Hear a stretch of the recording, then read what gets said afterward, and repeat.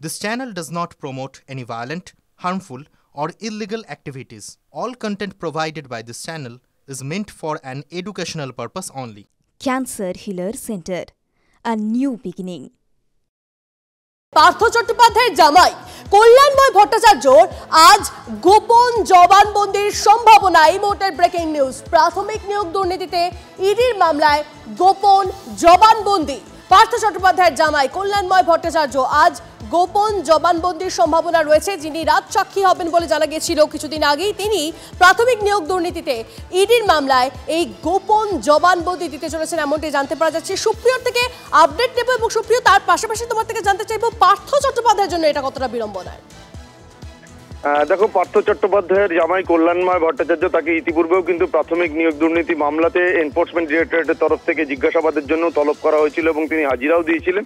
এবার পার্থ চট্টোপাধ্যায়ের জামাই কল্যাণময় ভট্টাচার্য তিনি এই মামলাতে রাজসাক্ষী হতে চান, আর সেই মর্মে তিনি গত সপ্তাহেই ইডির বিশেষ আদালতে পিটিশন করে আবেদন করেছিলেন এবং সেই আবেদনের পরিপ্রেক্ষিতে ইডি বিশেষ আদালতের তরফ থেকে তার সেই আবেদন বা তিনি যে রাজসাক্ষী হতে চান যে পিটিশন করেছিলেন তাতে অনুমতি দেয় এবং সেই অনুমতির পরবর্তী পদক্ষেপ হিসেবে যেটা আমরা এখনো পর্যন্ত সূত্র মারফত জানতে পারছি যে কলকাতা নগর দায়রা আদালতের যে 20 নম্বর জুডিশিয়াল ম্যাজিস্ট্রেট রয়েছে তার এজলাসে আজ পার্থ চট্টোপাধ্যায় জামাই কল্যাণময় ভট্টাচার্য তিনি এই মামলাতে তার গোপন জবানবন্দি দিতে পারেন বা দেওয়ার সম্ভাবনা রয়েছে, এমনটাই কিন্তু আমরা জানতে পারছি। বেশ, ধন্যবাদ সুপ্রিয়।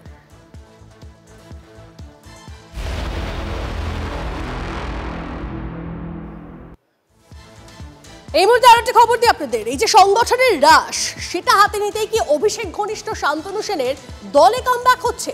রাজনৈতিক মহলে কিন্তু তুঙ্গে জল্পনা। সূত্রের খবর, শনিবার অভিষেক বন্দ্যোপাধ্যায়ের মেগা ভার্চুয়াল বৈঠকের লিঙ্ক পাঠানো হয়েছিল দল থেকে সাসপেন্ড হওয়া শান্তনু সেনকে। বৈঠকে যোগ দেন অভিষেক ঘনিষ্ঠ বলে পরিচিত দলের প্রাক্তন সাংসদ।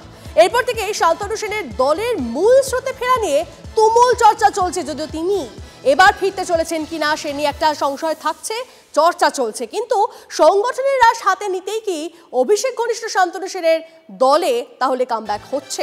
রাজনৈতিক মহলে তুঙ্গে জল্পনা। শনিবার অভিষেক বন্দ্যোপাধ্যায়ের মেগা ভার্চুয়াল বৈঠকের লিঙ্ক পাঠানো হয়েছিল দল থেকে সাসপেন্ড হওয়া শান্তনু সেনকে।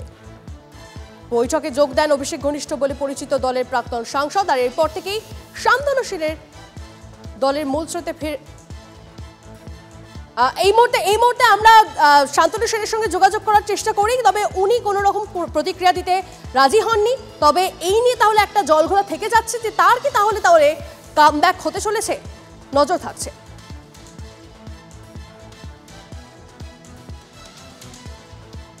আরো একবার আপনাদের জানিয়ে রাখি, সংগঠনের হ্রাস হাতে নিতেই কি অভিষেক ঘনিষ্ঠ শান্তনু সেনের দলে কামব্যাক হচ্ছে, এই নিয়ে একটা জল্পনা চলছে। সূত্রের খবর, শনিবার অভিষেক বন্দ্যোপাধ্যায়ের মেগা ভার্চুয়াল বৈঠকের লিঙ্ক পাঠানো হয়েছিল দল থেকে সাসপেন্ড হওয়া শান্তনু সেনকে। বৈঠকে যোগ দেন অভিষেক ঘনিষ্ঠ বলে পরিচিত দলের প্রাক্তন সাংসদ। এরপর থেকেই শান্তনু সেনের দলের মূল স্রোতে ফেরা নিয়ে তুমুল চর্চা। কথা বলবো আমরা যোগাযোগ করে নিয়েছি সজল ঘোষ, বিজেপি নেতা, তিনি আমাদের সঙ্গে রয়েছেন। সজল বাবু, আমরা দেখলাম অভিষেক বন্দ্যোপাধ্যায়ের যে মেগা ভার্চুয়াল বৈঠক ছিল সেই বৈঠকের লিঙ্ক পাঠানো হয়েছিল দল থেকে সাসপেন্ড হওয়া শান্তনু সেনকে। তাহলে কি শান্তনু সেনের গুরুত্ব বাড়তে চলেছে বা তার কামব্যাক হতে চলেছে, এই নিয়ে একটা জল্পনা চলছে, আপনাদের কি মতামত?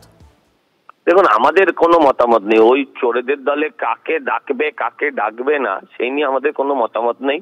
ওরা কাকে সকালে সাসপেন্ড করে, দুপুরে তার সাসপেনশন কিভাবে আবার উইথড্র হয়ে যায় সেটাও আমরা জানি না। এরকম অনেক সাসপেনশন আমরা অতীতে দেখেছি, আবার তাদের উইথড্র হয়ে যেতেও দেখেছি। কিন্তু আমার প্রশ্ন হচ্ছে মমতাদি বলেছিলেন দলের মধ্যে আমি একমাত্র, আমি শুরু আমি শেষ। প্রশ্ন হচ্ছে মমতা বন্দ্যোপাধ্যায় যাকে সাসপেন্ড করলেন তাকে আবার দলীয় অফিসিয়াল মিটিং এ লিঙ্ক পাঠিয়ে দিয়ে অভিষেক বন্দ্যোপাধ্যায় বুঝিয়ে দিলেন যে সেদিন মমতা বন্দ্যোপাধ্যায় যেটা বলেছিলেন সেটা ডাহা মিথ্যা কথা। কারণ যদি আমি শুরু আমি শেষ হয়ে থাকি তাহলে আগে মমতা বন্দ্যোপাধ্যায় তার সাসপেনশনটা তুলে নিতে পারতেন এবং মমতা বন্দ্যোপাধ্যায় সেই সাসপেনশন তুলে নেওয়ার পরে তারপর যা খুশি হতো। এটা প্র্যাকটিক্যালি আমাকে প্রশ্ন না করে, বিরোধীদের কাউকে প্রশ্ন না করে এটা মমতা বন্দ্যোপাধ্যায়কে প্রশ্ন করা উচিত যে আপনার হাতে দলের হাল আছে না আপনার হাতে দলের অন্য কিছু। হ্যাঁ, হাল হ্যান্ডেল কি আছে আপনার হাতে সেটা আপনি মানুষের সামনে এনে আরেকবার তুলে ধরুন। বেশ, ধন্যবাদ আমাদের সঙ্গে কথা বলার জন্য।